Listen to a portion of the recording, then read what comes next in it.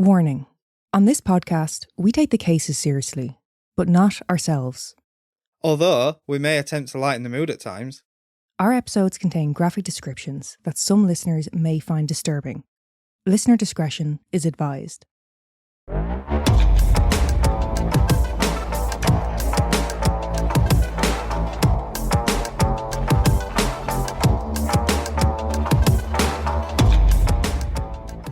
You know what's a load of bollocks?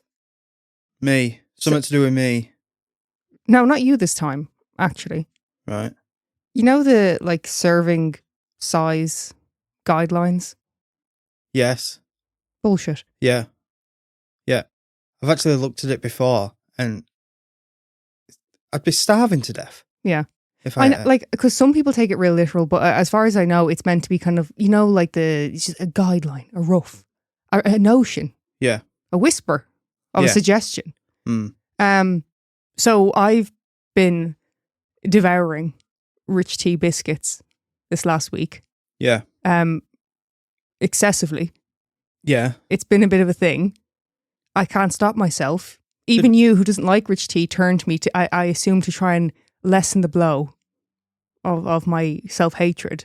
And you went, no, but it's easily done. Rich tea, because they're quite, they're kind of mild. They're easy to keep eating. Like, as long as you're having a cup of tea with it. You never eat rich tea, though. This is the hilarious thing. You were just trying to make me feel better about myself as I lay there covered in crumbs. Yeah. Yeah. Yeah. And then I were there on Oreos. So I ate the entire thing. The entire sleeve of biscuits. Yeah. Not in a day. No. I did it in about 5 servings. Yeah. Yeah. Do you want to know what the suggested serving amount was? Go on. 50. 50 what? 50 servings. There was allegedly 50 servings in that packet of rich tea biscuits. So you had 10 servings a day? Apparently. For 5 days? There's no, you saw the pack of biscuits. It was a big packet. Yeah, it's like a double barrel pack. Oh, no, but they're the thin ones. They're the rich tea fingers. No, the packet is double barrel. No, it's not. No, it looks that way, but the biscuits, instead of a circle, they're long. So although it's the width, it's not the There's not two depth. There's not 2 stacks No. in a pack? No. Oh. I thought it was. My point being, it was a bigger pack. Well, you're not half as bad as I thought you were then. Oh, thank you. But it is a big enough pack of biscuits. Yeah. But 50? Yeah. 50?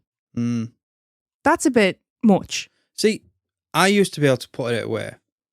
But say if I'm sat there with a pack of Oreos, with my coffee I'll have 2 or 3 done. 2 or 3? Oreos are richer. That's still probably double the serving. Oreos are richer, so I get what you're saying, but even then I probably have 5. Oh. Yeah. Yeah, they're not bad. They're limited edition ones. The Jaffa cake inside. Jaffa cake? You mean cream egg? Oh no, cream egg. Cream egg, yeah. Cream egg. Yeah. You know what's nice? The coffee ones. Is it vanilla latte or something? Vanilla latte. They were nice, I like them. Yeah, we got the birthday cake ones. They were all right. The birthday cake was pretty much just an Oreo. I didn't taste much difference. We're a bit more sugary. Yeah, a little bit sweeter, but it's nothing to write home about. Mm. The vanilla one, or the vanilla latte one, that one, you got a bit of the coffee flavour there.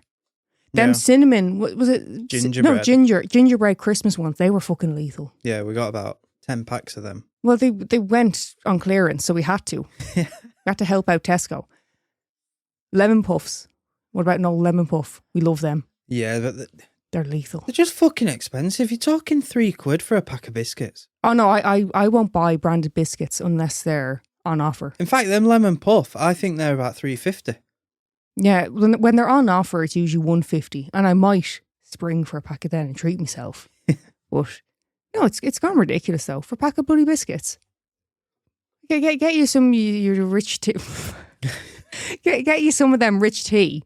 Yeah. Pay 85 cents. I think it's 65 for the really basic ones. Yeah. And they're all the fucking same. It's rich tea. Yeah. It's like if you go to Tesco and you get the Tesco own brand bourbons, they're 80 cents. Mm. a bourbon's a fucking bourbon. A custard cream. Yes. I've never tasted a custard cream or a bourbon and it's been different. No, never. It's the exact, and I mean the exact same. Of course it is. And we'll die on this hill. Yeah.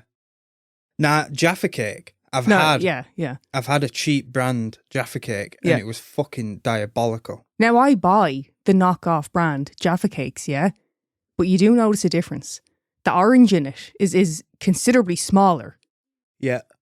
But having said that, shrinkflation and all that carry on, I haven't bought a packet of Jaffa cakes in years. I bet they're shite now.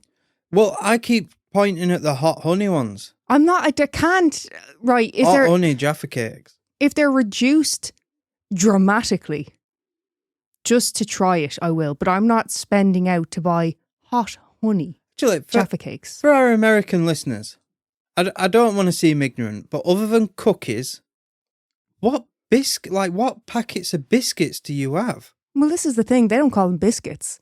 They call all biscuits cookies, don't they? That's when I say a cookie, I mean a chocolate chip cookie. Yeah. To us, cookies is a separate thing. Yeah. It's a separate issue. But other than that, what packets of biscuits? Like, have you got any chocolate biscuits or creamy jam? They have the Girl Scouts thing, don't they?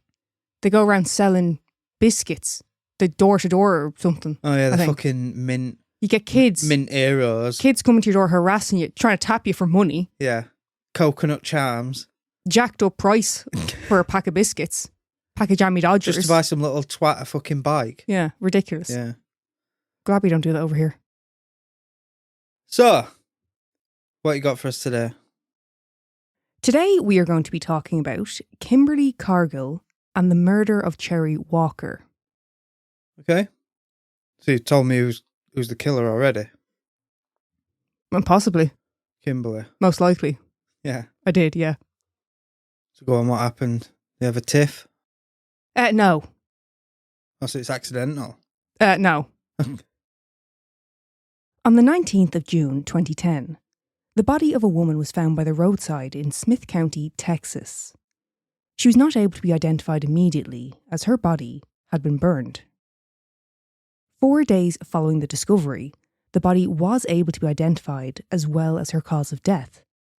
This woman was 39-year-old Cherry Walker, and her cause of death was asphyxiation, but the means were unknown. Smoke? No. What do you mean no? You just said unknown. Right, we don't know, what type of ligature or what have you was used, but... Oh, okay. I'll try to press you then. Cherry was described as a genuine, nice, good person. She worked as a babysitter and was said to have adored the child she took care of. Now, I believe Cherry had an intellectual disability. The terminology used seems to change between sources. Some were saying she had a learning disability, which, to my understanding, is dyslexia, dyscalculia, that kind of thing. But you can just naturally be a bit slow. Why are you looking at me like that?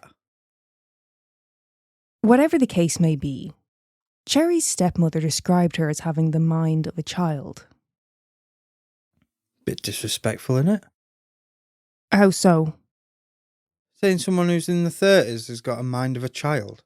But we don't know what difficulties she was facing, what disability she had. So we're going with what someone close to her was saying. Yeah, but I'm just saying, surely there's a nicer way of putting it. It sounds a bit... I think her stepmother meant it more in the way of innocence, naivety. Right. Okay.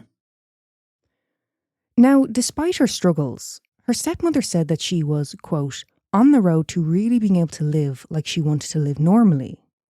She had a new apartment and was hoping to soon obtain a driving licence.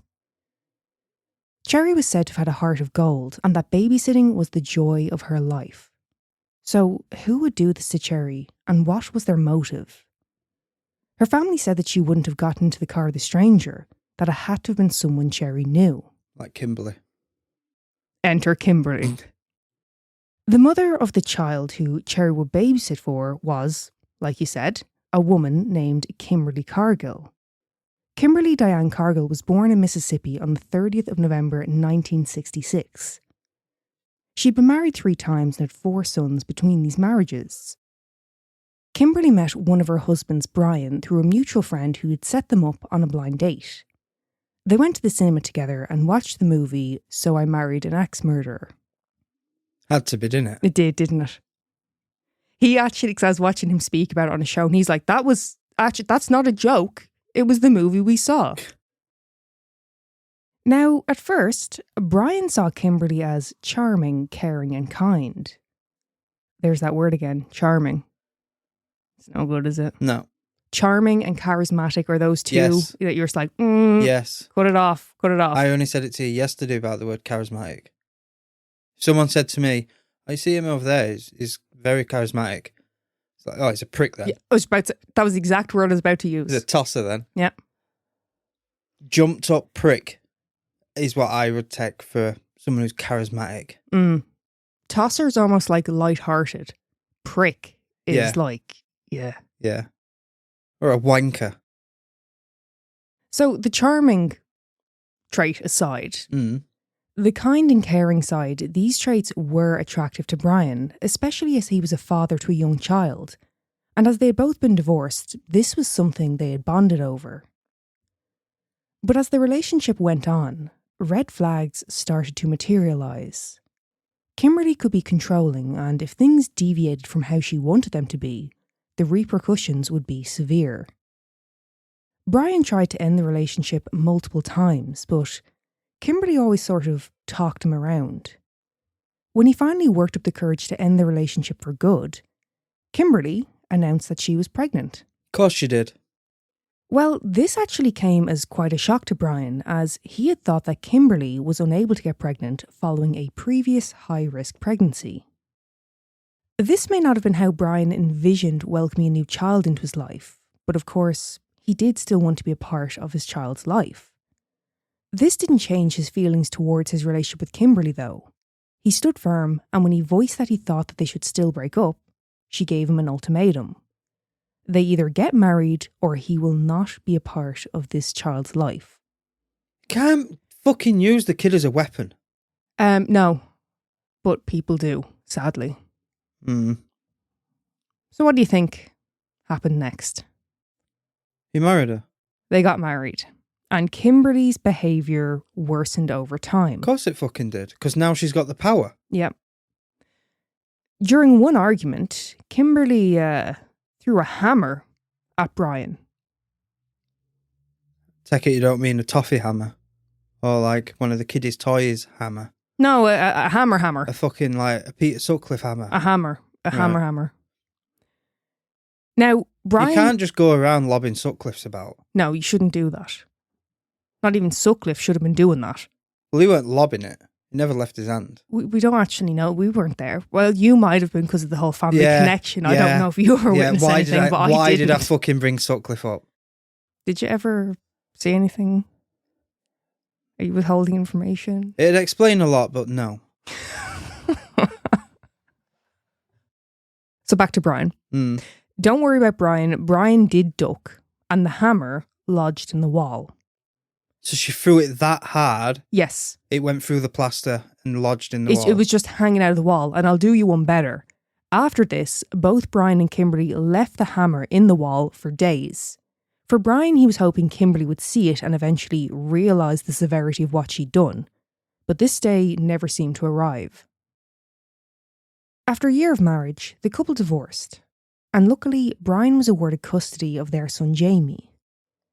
But then, an opportunity presented itself for Kimberly's manipulative, calculated nature to come out in full force. One evening, Jamie decided to stand in front of the TV, refusing to move until his dad changed the channel. After arguing back and forth, Brian stood up and attempted to move Jamie.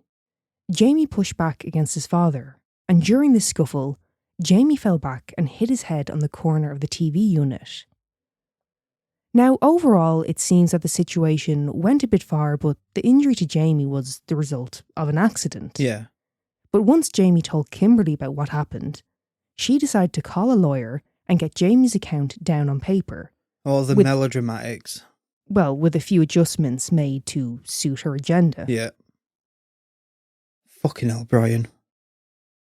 According to the affidavit, Brian picked Jamie up by the shirt and body slammed him to the floor. And unfortunately, Kimberly's tactics worked and she was given custody of Jamie. And now he was the main target of her abuse. So you're saying melodramatics, right? It's a bit more than that. Yeah. No, I shouldn't have been lacking about. But I am serious when I say this. Bet he wished he'd moved from the fucking TV. That's all he had to do, was move out of the way of the TV. Yeah, but it's a kid acting up. Yeah, I know. But if anything, you could argue that Brian shouldn't have got up to move him. So, like I said, Jamie was now the main target for her abuse. When it came time for school photos, Kimberly would style Jamie's hair as she thought was best. A middle part and half a can of hairspray to hold it in place. Jamie, being a young lad, of course, wasn't too keen on his hair like this and would make sure to change it before the photographs were taken. But when Kimberly received the photos, her reaction was explosive. She slammed Jamie against a wall and began to beat him. But she would still remember to never hit him in the face to avoid detection. Jamie's father did notice bruises on his son from time to time, and he was concerned. But he stated that Jamie was a rambunctious child and it was hard to tell one bruise from another. Yeah. Which is tough. I'm sure it was killing Brian, but especially after Kimberly had manipulated Jamie's account in the affidavit, I'm sure he was careful not to make Jamie feel like he was altering or persuading the narrative. Yeah, like, no one would know if my parents... It'd be hard to prove if I was marked up by my parents, because I was constantly falling out of trees, scrapping at school. Some kids are like that. They're just more kind of active and just messers and playing and, you know. I always had a bruise. Always. Yeah. Whether it was my leg, arm, back, face. Back. Yeah. That's when you fell flat out the tree. Yeah. Going back to the school photos, because this is like a split thing. So I want your opinion. School photo, you're the pupil. Is it your photo or is it your parents' photo? I mean, I think it's your photo. Yeah. I get it's kind of for the parents. They're paying for it. I get that. Yeah. But, let your kid be who they want to be. Do you know what I mean? Let them dress how they want to, do their hair. Like, of course, if they were like going in filthy, like, I don't want to shower for my picture. Like, no, have a bath and then style your hair how you want to wear the t-shirt you want to wear, Yeah. But yeah. Yeah. It's for the kid. No, I just thought I'd ask because I know there is like a divide when it comes to that. Whether it's the parents' photo or the kids. I've never really thought about it. When I was doing pictures, so it would be, my parents might want me to like look nice, but they never bothered. They'd be like, pick out a top you want to wear. It was kind of like they let me know you have to look well for the photo, but I get to pick what I want to wear. Where I went to school, it weren't that scruffy. We had school uniforms. We had to wear school uniform. Not in primary, no. And then they didn't do school photos in secondary.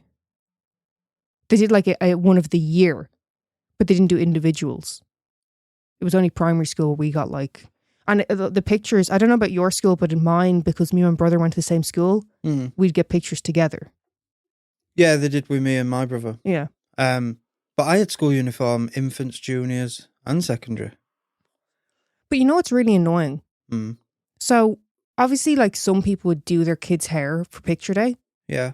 But if you wore your hair down, which I usually did, they would do your hair for you. They would always tie it back. Yeah. I'm pretty sure there's one picture of me with it down, but there's a few where they have it like scraped back. And I remember the pain of it when they were doing it. Like ripping the hair out my head.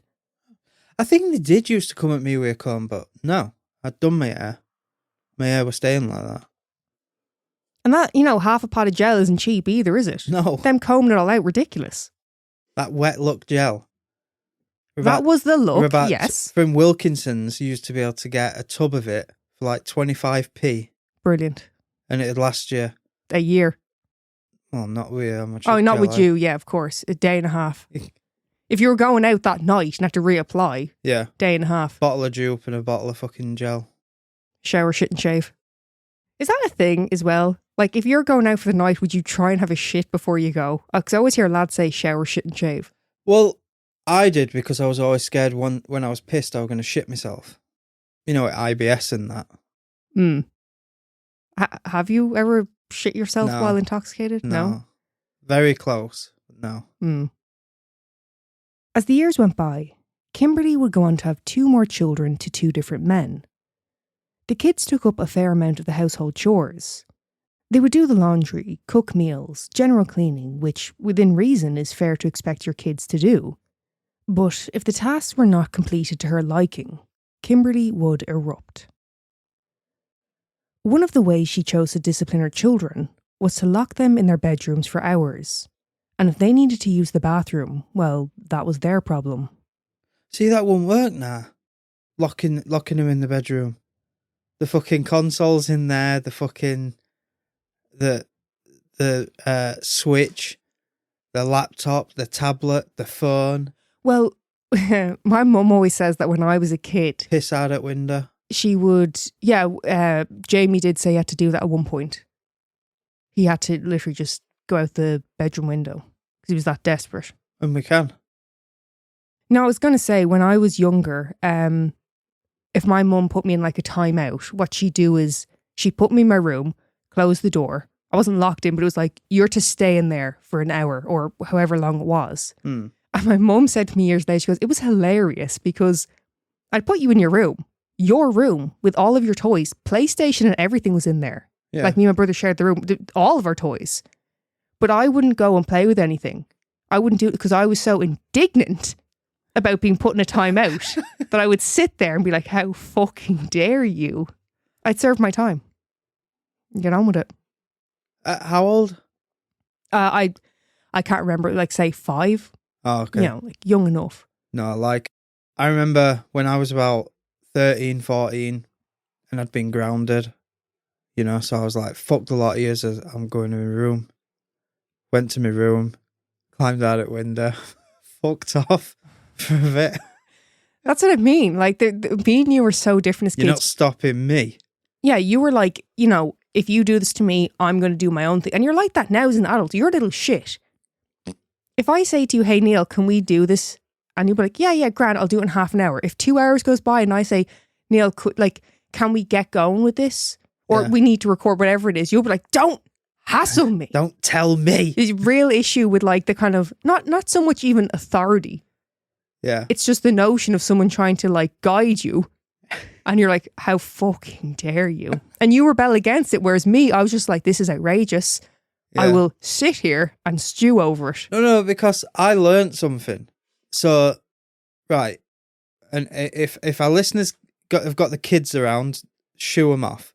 Don't let them listen to this. But as a kid, I quickly learned.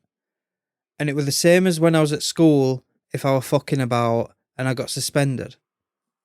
Other than getting expelled, all they're going to do is keep suspending you. That's it. Yeah. Where at home, you're going to get grounded. Right? So I climb out of the fucking window, leg it out for a bit, come home. I didn't care if I'd been caught or not, because if I'd been caught, what were they going to do? They're going to say you're grounded again. Yeah. And I'm going to climb out at window again. The most it can last is 18 years.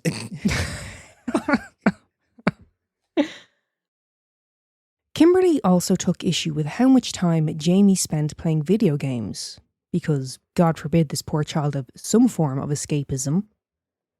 One day, while he and his brother were playing video games, Kimberly begins to berate him for doing so. She then walks over and unplugs the console. You can't do that. This is it. Jamie had enough. He grabbed the Xbox and threw it out of the window. Should have thrown it at a fucking head. Well, I mean, to be fair, it's no big loss. It's probably the best place for an Xbox. Yeah. Yeah, actually. Like, that's neglect. Get him a PlayStation. Honestly. Well, here's the problem. Kimberly, clearly an Xbox fangirl, she then snatches the power cord for the console and wraps it around Jamie's neck. Fucking hell.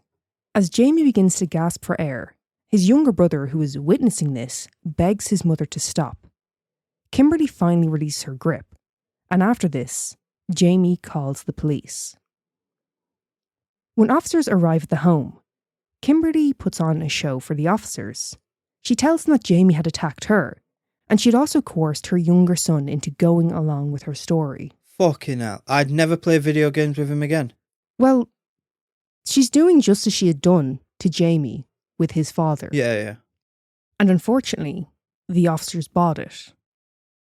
Over the years, Jamie had run away from home multiple times, but always ended up back in his mother's care. And it's sad because it only feeds back into her narrative that Jamie is this troubled kid and she's the poor, downtrodden mother. And as badly as Brian wanted to intervene, and no matter how much Jamie pleaded, there was not much that could be done without solid evidence of the abuse. Brian can't just come and pick up his son, he would be violating the custody agreement. Right. Brian did try to speak with police, but he was told there was nothing that they could do. It just, it's not a criminal matter. Yeah, they're not going to listen to him anyway. Well, it's just you're in this shitty situation where you have to endure this and wait until something is more physically evident. But that day did eventually come. When Kimberly found Jamie in her room one day, she lunged at him and began to smash his head against the hardwood floor before strangling him. Who can afford hardwood floors? As horrific as this incident was, it was finally something tangible for Jamie and Brian to go to the police, which did allow Brian to regain custody. Jamie would still visit his mother every other weekend, and he took these visits as an opportunity to check on his brothers Zach and Luke rather than spend time with his mother. Yeah. And who can blame him at this point? I was literally about to go, why? Why is he going back? But before I could even get the words out, it popped into my head, look out for little bros. I mean, he's experienced it firsthand, and the last thing he'd want is to be passed on to someone even younger than him.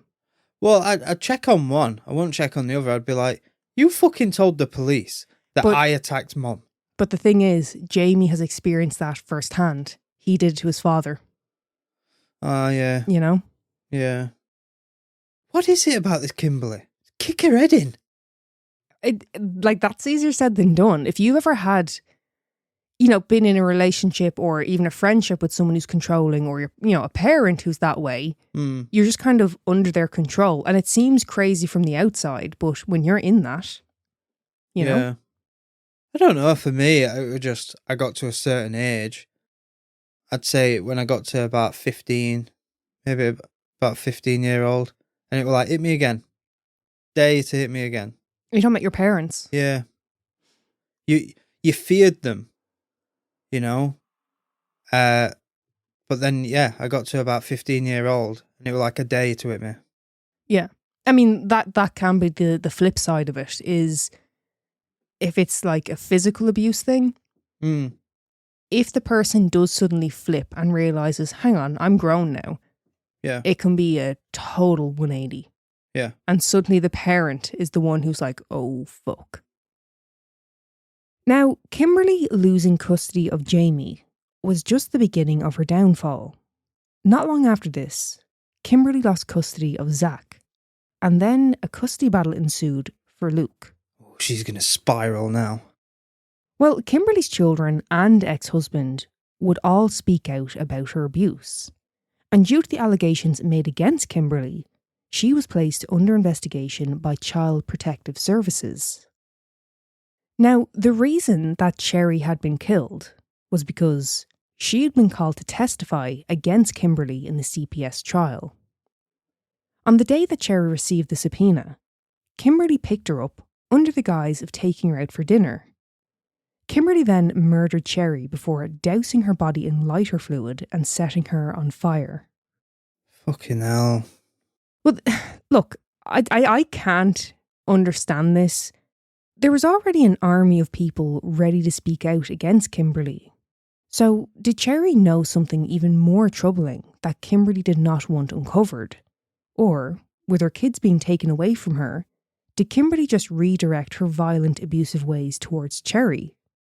Yeah, easy target and all. Cherry was wonderful to Kimberly's son. It was said that Cherry would use her food stamps to make sure that Luke was fed, And a lot of the time, Kimberly didn't even pay Cherry, or if she left Luke with her for the night, she might give her $20. Cherry's stepmother felt that she was being taken advantage of and cautioned her about working for Kimberly. But Cherry loved Luke and wanted to look out for him. Kimberly was quickly identified as the lead suspect, and Kimberly, at the time, was being held on charges of causing injury to a child. Now, while in jail, Kimmy made some calls, and well, they didn't exactly paint a picture of innocence. Over 3 phone calls, Kimberly had asked others to get rid of evidence from within her home, including clothing that she had worn the night of the murder. Fuck's sake. At the location where Cherry's body had been found, a coffee creamer packet was found. It was tested and came back positive for Kimberly's DNA. As well as this, some items belonging to Cherry were found within Kimberly's car. Police checked her criminal record and saw her previous arrest for assault, her probations, among other things. So, no good, Kimmy. Not very smart herself, is she? Fucking using the phone in prison. Saying, get that evidence shifted from when I did that murder. Not the sharpest knife in the block. No, not even a sharp pencil. About a month into the investigation, Kimberly was charged with capital murder. Her trial began on the 8th of May 2012. Kimberly maintained her innocence and pleaded not guilty. Would you like to hear Kimberly's justification of the situation? Go on, because I can't even guess. Right.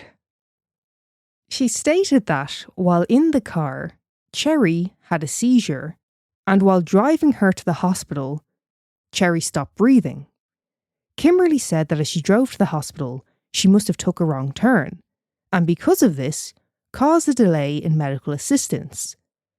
Fearing for Cherry's well-being, Kimberly began administering CPR, but she failed to revive Cherry. And then she rolled down the hill into a fucking fire. Well, she said this is the bit that she is kind of owning up to a bit more because her DNA evidence is at the scene. Kimberly said that she then panicked and decided to dispose of the body by burning it. So she admits to the disposal of the body. But her death was an accident, according to Kimberly. But her death weren't by seizure. No, well, she's admitting to what she can't weasel her way out of, but is making herself out to be not like a hero, but she did everything she possibly could. I did my best. It was a scary situation and I tried my best. Yeah. And it's like bollocks to you. Now, Kimberly had hurt a lot of people, and there was more than enough ready to testify about her behaviour. Jamie said of his mother in the court that day, she was a woman who was broken beyond repair. Her eyes were like steel, just cold and lifeless. Her ex-husband spoke of her abuse and her false allegations against them, which resulted in their arrests. Her third husband spoke of how Kimberly went as far as to set his apartment on fire, though Kimberly denies this. Her first husband spoke of how she would throw glasses, knives, anything that was within reach. Hammers. But he did state that it was fair to say that both of them had been at fault for the failure of their marriage. By the way, this man hadn't seen or spoken to her in 10 years, and he described their marriage as, quote, one of survival. See, this is something... Right, she's clearly guilty, but this is something I think the courts should always take into consideration. Having exes testifying against you, it's very biased. Right. Absolutely take your point. I get what you're saying. But her ex-husbands had gained custody of the kids. And considering she was initially under investigation, before she was charged with capital murder, she was under investigation for causing injury to a child. So the fact that she had done that and Cherry had been subpoenaed to talk, it does link back in. Yeah, well, it's like, right, one of my exes, right bastard, but she was never violent towards me. If the cops got in touch with me and went, Was you in a relationship with her? Yeah. Would you like to speak, like, from your experiences? Yeah. What's the crime? Oh, well, she's up for murder. Like, there's nothing stopping me going into that courtroom going, I'm not surprised. She was always threatening to fucking kill me. She was all like, I could fucking lie my tits off just to fucking get her sent down. Yeah. That's what I'm saying. I don't think. Well, it's not that exes shouldn't be able to testify, but No, I completely get your point, but I'm just saying in this case, I'm assuming there are at least some records here and there, some police reports of these men going to CPS or through the courts or to the police themselves, to say this happened, that happened, X, Y, and Z. okay. And also the numerous reports she's filed against them. So even if it was tit for tat, there's still hostility every relationship that Kimberly is in. Yeah. Her first husband went on to explain the situation in regards to the custody of their son. The child had lived with Kimberly until the divorce was finalised. Kimberly then had visitation, which turned to supervised visitation. And then at the age of 12, their son requested that the visitations be stopped. Kimberly's other ex-husbands had actually been in contact with the first husband, as they wanted advice on how to get custody and essentially save their children. See, that's some shit there. Yeah. When all your exes are trying to get together to get the kids away from you. Yeah. Although he had been aware of Kimberly's aggression and extreme fluctuations in behaviour, he wasn't aware of any physical abuse, and his son did not tell him. This is the first husband. Yeah. Because of Kimberly's abuse, he stated that his son would become aggressive after having been around her, and that their son saw a psychologist from the ages of 4 until 14. It's so true. It's like my father is an angry man. Always angry. Yeah. And if I'm round him, I start getting angry. I start getting worked up, and I could drop a pen on the floor and that's my day done. I'm fucking livid. Mm. When I'm around you, it's all right. Yeah. What do you mean? You're calm? Sometimes. You're more relaxed, or what do you mean by that? I think my temperament's a lot better. Oh, good. Don't mean you don't know how to push my buttons, but I can drop a pen on the floor without putting my fist through the floor. What I'm trying to say, yeah, I get that, because when I was around my dad, I'd start getting angry. You start feeding off their energy. Yeah. Yeah. So when I'm around you, I'm like a nervous wreck. What? Because you're a nervous wreck. Oh, you're feeding off my energy? Yeah. Oh, okay. I thought you were trying to say that I was aggressive. You're a nervous wreck around me. I'm a shell of a man. Not a nervous wreck. More like a socially awkward little twat. Okay. Kimberly and her first husband's son, who was 21 at the time of the trial, did testify against Kimberly. But he had been extremely stressed at the thought of it and had been struggling to sleep because of this. Her first husband then spoke of how she struggles to take accountability and described her as clever, manipulative and controlling. Kimberly's sister echoed her ex-husband's words and branded her as, quote, the devil. That's her sister. Her mother spoke of how Kimberly was quick to become angry and couldn't handle when things didn't go her way. So that's Mammy selling you out as well. Yeah. And I don't know why you're so surprised at the devil thing. I've called my brother a lot worse. You've called your brother a lot worse. No.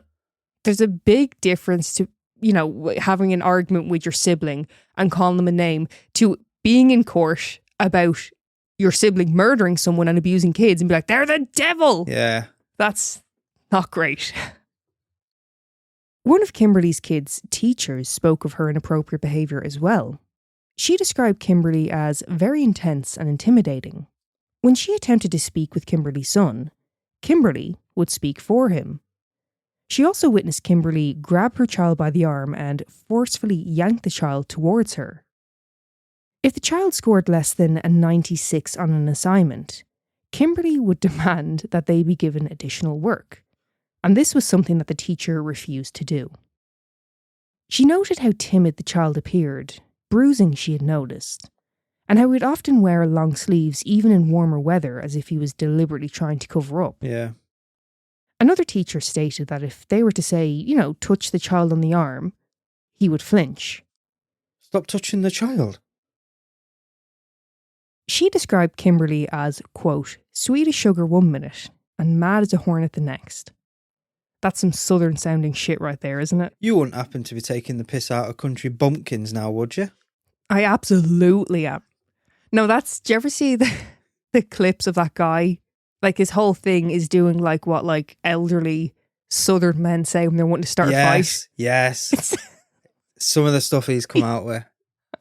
Fucking brilliant. He's always dressed like he's going hunting. Yeah, and like stepping at you. Yeah. One of the teachers did note that the boy's overall demeanour appeared to become more relaxed once living with his father.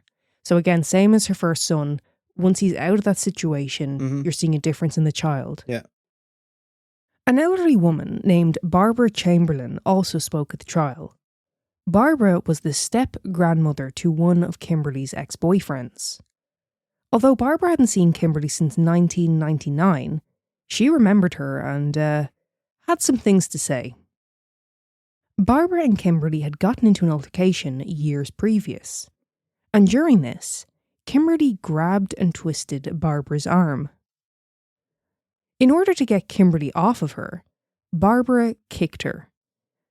This resulted in Kimberly falling back and onto a table. Kimberly, I'm sure stunned that Barbara wasn't putting up with her shit, then turned to her and said, "What's the matter with you? Don't you know I'm pregnant?" To which Barbara replied, "You may not be anymore." Oh. Barbara is an absolute fucking savage. Jesus Christ. I tell you what, when it comes to like, trials and that, like the stretch they'll go to getting people to come in and testify. This is the fucking father-in-law's fucking cousin's next door neighbour's dog walker's fucking mother. Yeah. Yep.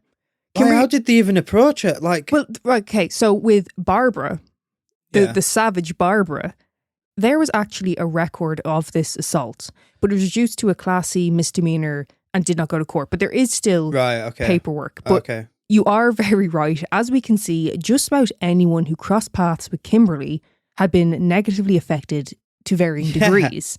And although it was important for those to speak and testify to her behaviour, this trial was for the murder of Cherry.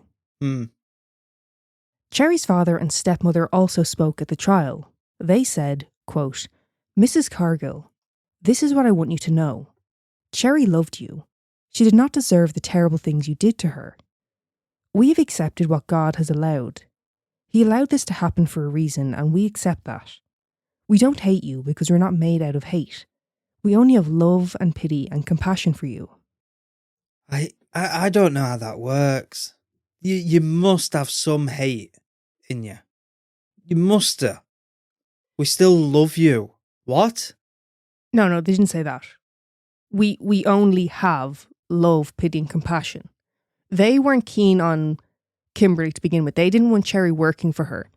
Yeah. But, I mean, basically, I don't want to speak for them, but I assume the sentiment is, I'm not going to hold on to this anger I have against you. It's only going to hurt me. It's not, like, Kimberly's not going to give a fuck. Yeah. You know, that kind of, I think, it's fine to be angry and feel those emotions, but it's the difference between feeling it, working through it and getting on with shit and then holding on to it your whole life. You know what I mean? Yeah. I couldn't do it. I couldn't do it. I'd just be like, I hate you. Yeah, but you need to learn to work through your emotions. You know, like I've said... Hang on a minute. Whoa. Someone's just killed my daughter and I'm the one with issues. You just said that really, really posh. What? Daughter. You said it really posh. Daughter. Never been told I sound posh. Well, yeah, you have now. No, but we've had this conversation before. I'm not... Right, you seem to think when I say like, oh, you know, why are you so angry? That I'm saying you can't get angry. I'm not saying you can't get angry. I'm saying, work through it, fucking deal with it and move on. But if you're never addressing it, you're just getting more and more fucking rage fueled and you're going to explode. Yeah. As the terrible, terrible Dr. Phil says, you can't fix what you don't acknowledge. He's not a doctor. No, he's not. He's terrible, but I agree with that. He'll have fucking got that from a fortune cookie or something. Do you remember my dad used to quote that all the time? Yes. Just to annoy us? Yes. and then he'd watch fucking one episode of Joe Kender and it's my. Oh, yeah. I actually was going to get him a t-shirt that says my on it. Couldn't find a good enough one. Have to get one done myself. A forensic psychiatrist testified that Kimberly was diagnosed with borderline personality disorder with antisocial and narcissistic tendencies, but noted that she was able to distinguish right from wrong. It was stated that she displayed, quote, moderate psychopathic characteristics, which resulted in chronic anger, hostility, and impulsivity. The pathologist who conducted the autopsy testified that Cherry's death was consistent with homicidal violence. So there goes Kimberly's story out the window. See, if I was sat in the courtroom when they said that, I'd have been like, Well, this is in fucking Texas, right? And there's, they just said something like that. Something very fucking serious. And you down the back, That's when some Texas is like, someone doing a magic trick. Yeah. What's his fucking problem? Kimberly's defence attorney said, quote, a lot of decisions she has made for the last 2 decades have been fueled by her personality disorder. We're not trying to excuse anything she's done for the last 20 years, just put it into context. On the 18th of May, 2012, Kimberly was found guilty of capital murder, and on the 7th of June, Kimberly was sentenced to death. She remained emotionless as the verdict was read. The most emotion she was said to have shown throughout the trial was during her son's testimonies against her. The prosecutor Matt Bingham, who has over 15 years' experience, said of this case, quote, I've never come across another defendant like Kimberly Cargill. To have someone so narcissistic, someone who is so manipulative and cunning, she is the first and hopefully the last. See, I can just imagine her sitting there, listening to the verdict and having that face on her. Like, why is everyone going against me? And it's because you've been smacking them all about for fucking years. You've been violent to fucking everyone. It's not like they're ganging up on you now. Yeah. It's just, it's all coming down on you. I was going to say, your past is finally fucking caught up with you. Yeah. Bet you she had a bottom lip out. After Kimberly was sentenced to death, Jamie really struggled with this.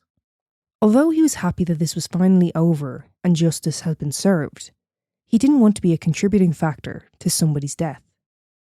Despite her attempts to make contact, Jamie has said that he has no interest in ever seeing his mother again.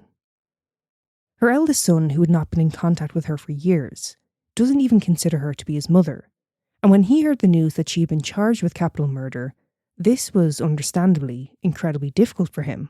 I don't want to speak for him or anyone else who was subjected to her abuse, of course, but I would think it may have been a realisation that she was, in fact, capable of ending someone's life.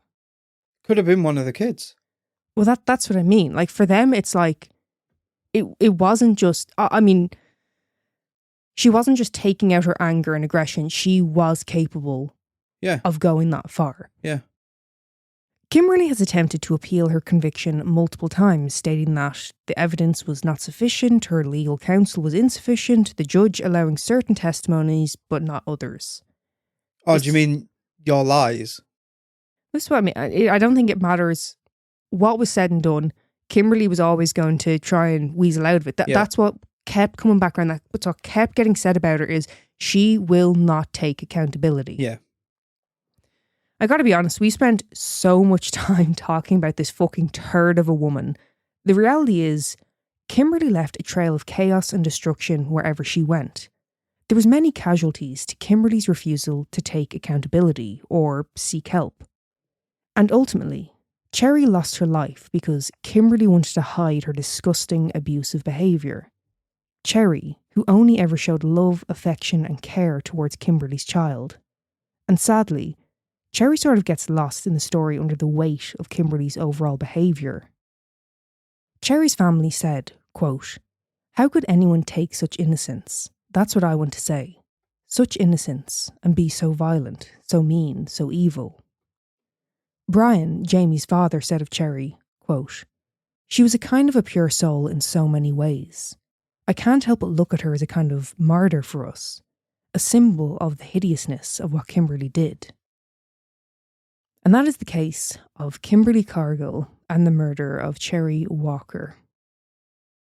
Neil? Hmm? You okay? Yeah. Any comments?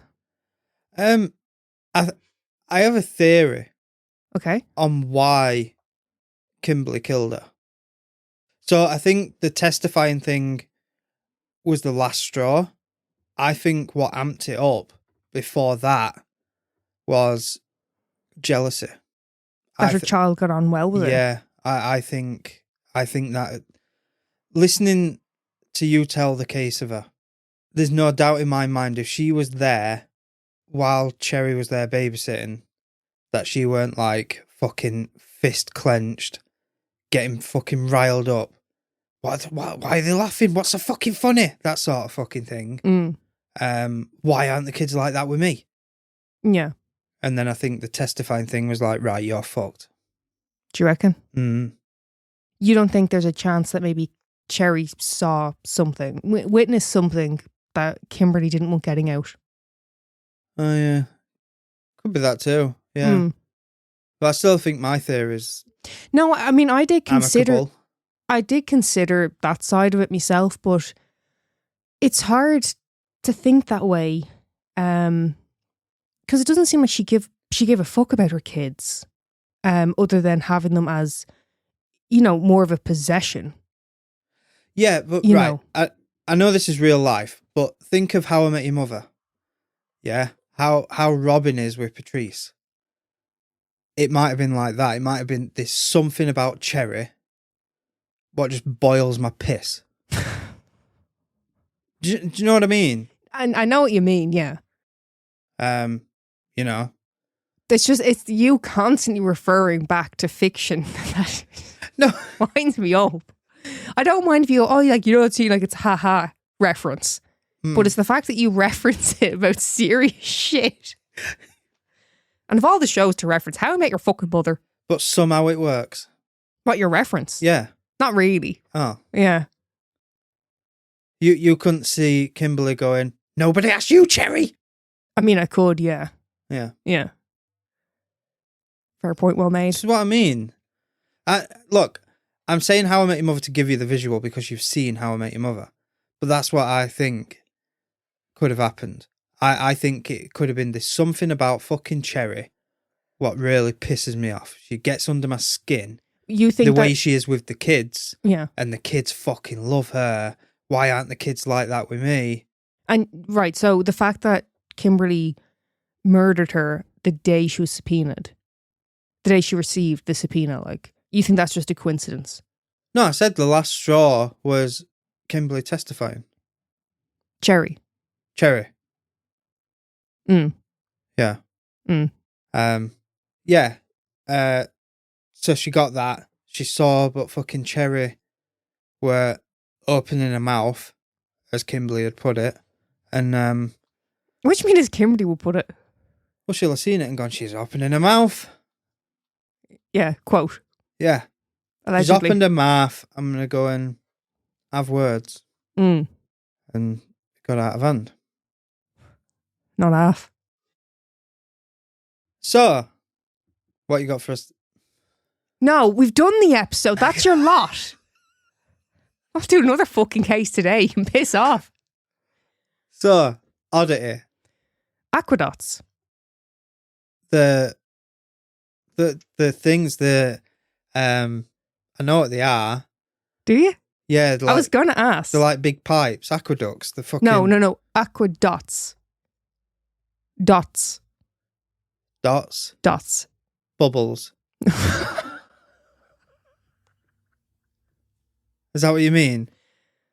That's dots in water, innit? Bubbles. No, Aqua Dots. Do you remember a kid's toy known as Aqua Dots, Aqua Beads, Beados, or Bindies?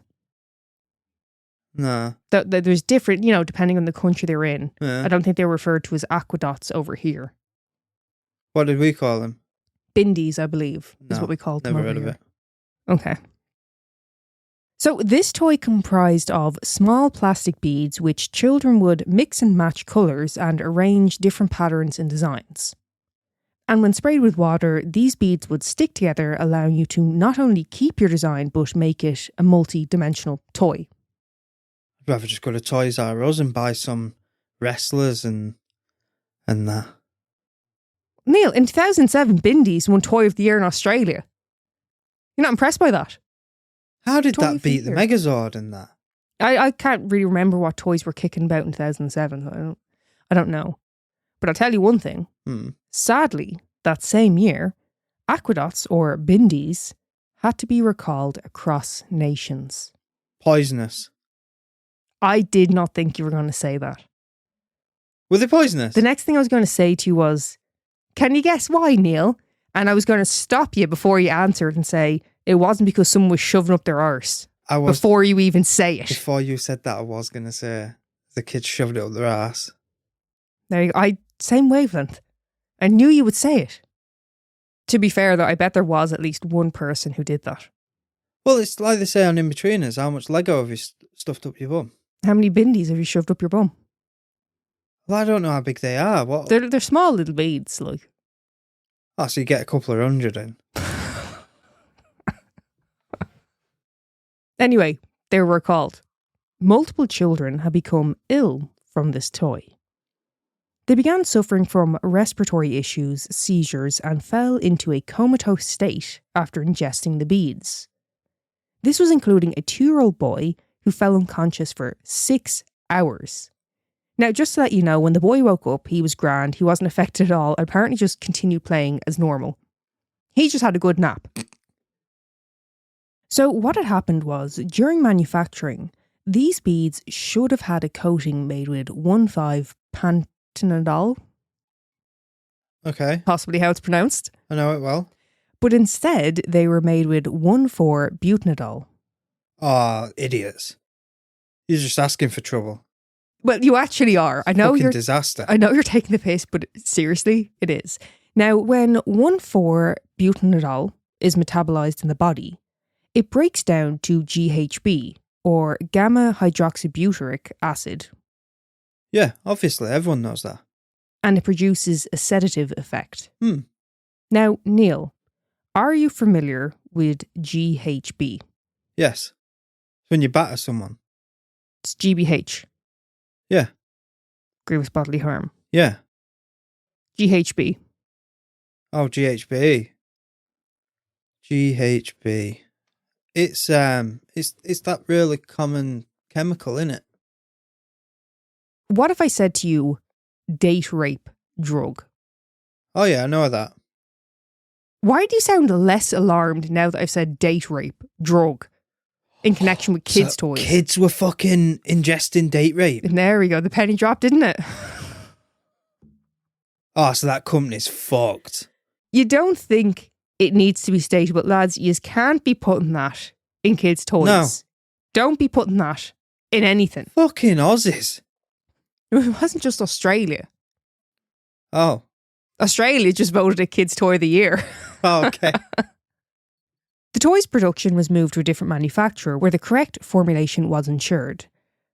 And they also decided to coat the beads in Bitrex, which leaves a bitter taste, thus discouraging children from attempting to ingest the beads. I always wondered that as a kid. Why make your toys taste nice? They should make them taste fucking revolting so kids won't put them in the mouth. What kids' toys particularly tasted nice? Batman's foot tasted nice. I wasn't one of those kids that just like ate everything though. Chewed on stuff. A Ninja Turtle's eared. That were nice. It like the groove in its gob would like sit on the tooth.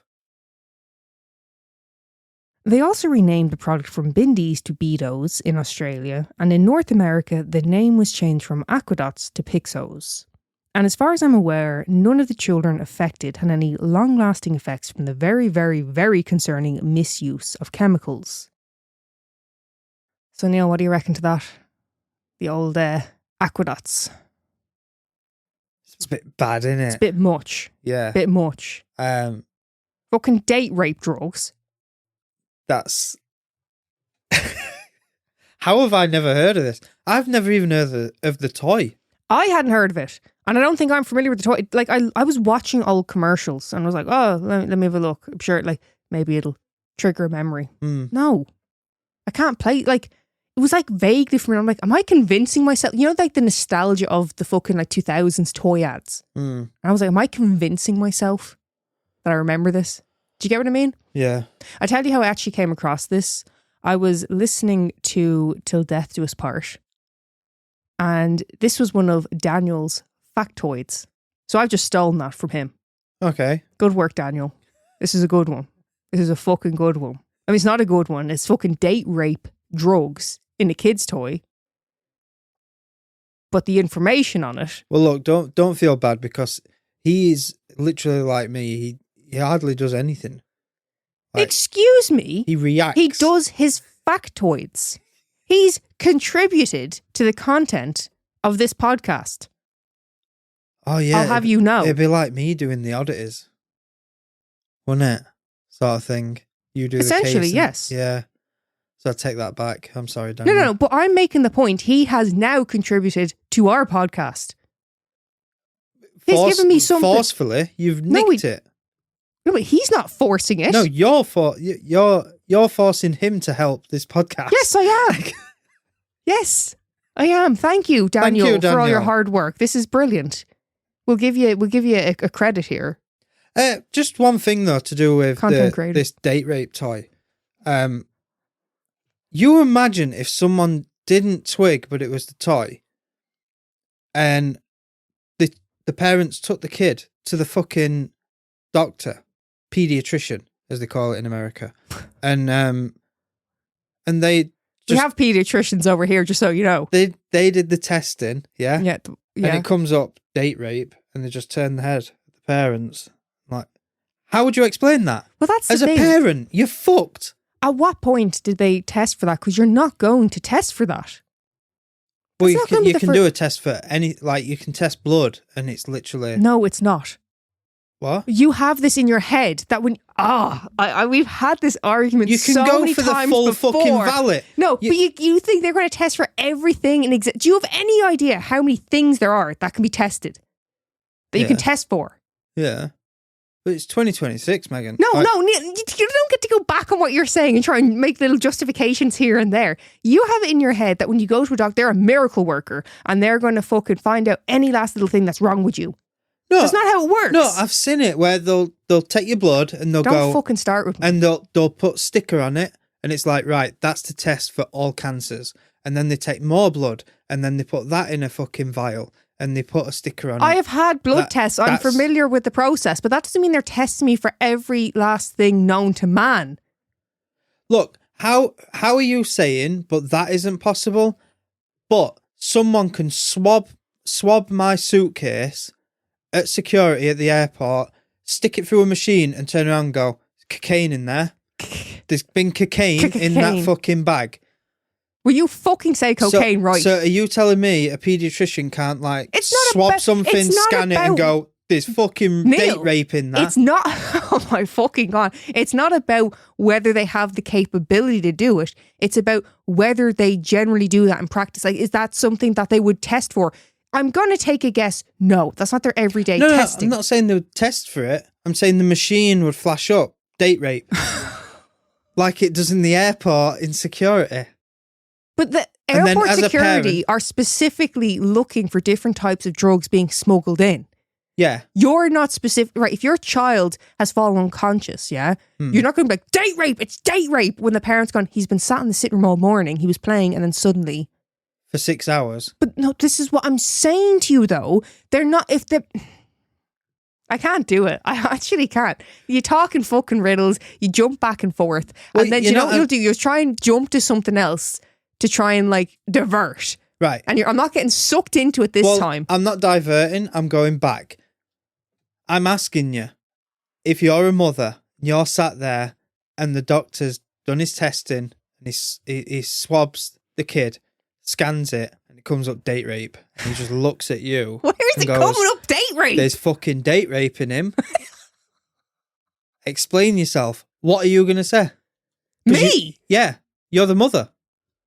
How did I get dragged into the scenario? Well, he's got date rape from somewhere. I'll say I don't fucking know. I'm sure what the fucking 2-year-old's mother said was, how the fuck has that happened? I know for a fact what you would say. Note to do with me, let me ring the father. Must be something to do with him. Obviously, I'm going to think it's something to do with you because I know it's not me. Who else been around our kid? Aussie toy makers. Little Jimmy. Who's been near little Jimmy?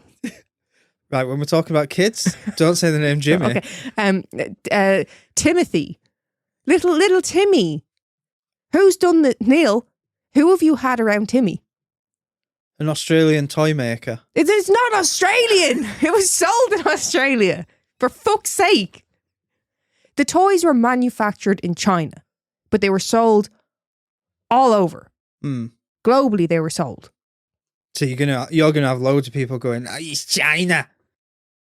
China. I'll tell you what as well, shout out Melissa from Till Death Do Us Part, because we kind of, Daniel got the shout out here. Yeah, Melissa's the one who does all the graft. Melissa's the real deal. Do you know for an episode, not only does she research, but then she'll sit and read books and she'll watch documentaries to do one episode. You can't make it past Wikipedia for Neil's Nuggets, can you? No. I was just going to say, no, I was bigging her up. How the hell, like, how fast are you reading a book? I'm not a fast reader at all. But I said this to you before. I can read a book for a case. I can't really do it for personal enjoyment. I struggle to finish a whole book. So. I can't read. Yeah. I can't read a long message. No, you actually pass the phone to me. Yeah. To read your messages. Yeah.